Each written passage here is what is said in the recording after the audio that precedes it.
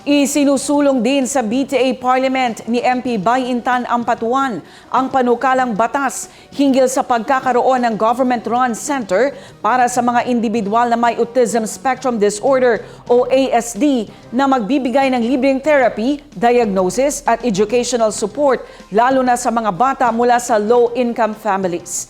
Ang detalye mula kay Naphtali Bendol. Inihain ni MP Bay Intan Ampatuan ang Parliament Bill No. 354 o ang Bangsamoro Center for Autism Spectrum Disorder Act.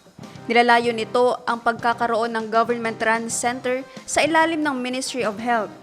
Sakaling maisabatas, hatid ng center ang libreng physical, occupational at speech therapy, psychosocial support, parent training, educational programs at vocational assistance para sa mga adults na may ASD.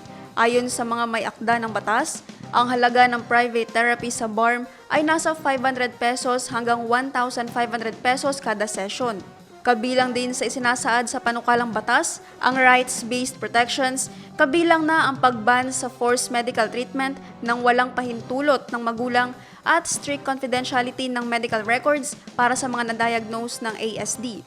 Pangungunahan din ng center ang awareness campaigns at community education efforts na naglalayong mapababa ang stigma at mapabuti ang public understanding ng autism.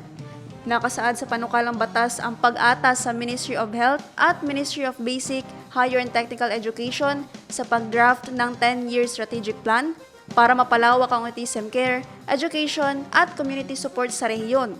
Ang Autism Spectrum Disorder ayon sa National Institute of Mental Health ay isang neurological at developmental condition na apektado ang communication, learning, behavior at interaction.